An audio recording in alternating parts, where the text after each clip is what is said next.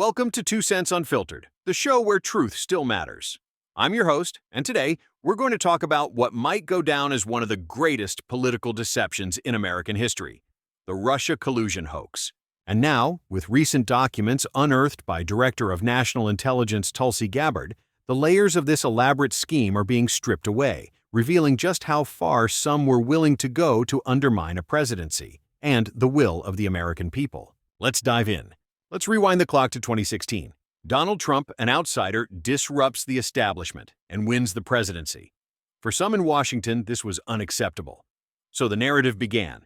Trump won because of Russian interference. But the lie didn't stop there. No, they needed something more sinister. Collusion. Enter the Steele dossier, a document so riddled with falsehoods it would be laughable if it weren't used to justify spying on a presidential campaign. And who paid for that dossier? Hillary Clinton's campaign and the Democratic National Committee. That's right, the very people accusing Trump of collusion were paying for foreign disinformation to use against him. The irony is grotesque.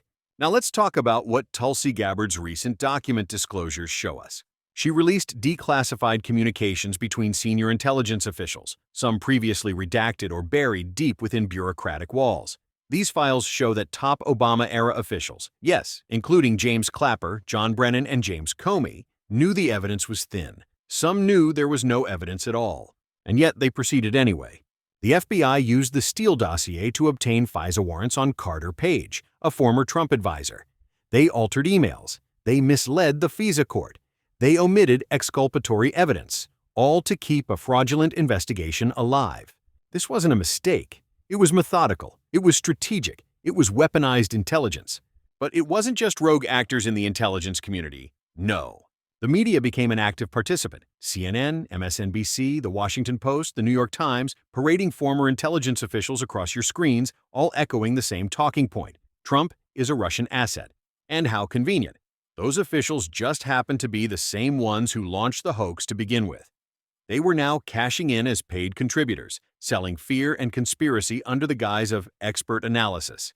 For 3 years, the media spoon-fed Americans the lie. And when the Mueller report dropped, no collusion, no conspiracy, they didn't apologize. They didn't retract. They just moved on to the next narrative. This wasn't journalism. It was information warfare. The cost to the nation. Trust in our institutions? Shattered. Bipartisanship? Poisoned. A presidency? Sabotaged from day one.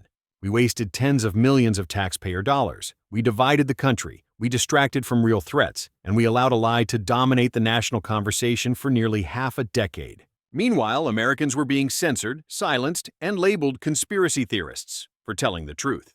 What Tulsi Gabbard has done, by releasing these new documents, is give the American people the receipts. Receipts that confirm the worst fears of millions. That some in our government actively tried to subvert democracy under the pretense of protecting it.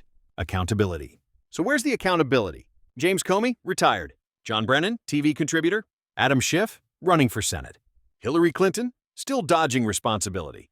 They lied to the American people. They abused power.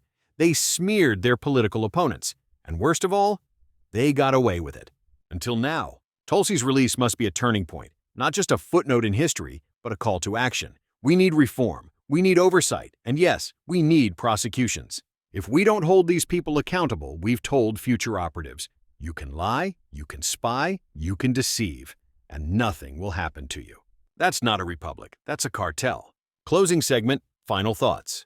The Russia collusion hoax was never about protecting democracy. It was about controlling it. We owe Tulsi Gabbard thanks for having the courage to reveal the truth. But information is only power if we act on it. Never again should unelected bureaucrats, corrupt politicians, and media operatives be allowed to manipulate the people in service of their own agenda. America must demand more. The reckoning is here, and it's long overdue. Thanks for joining us. Until next time, stay vigilant, stay free,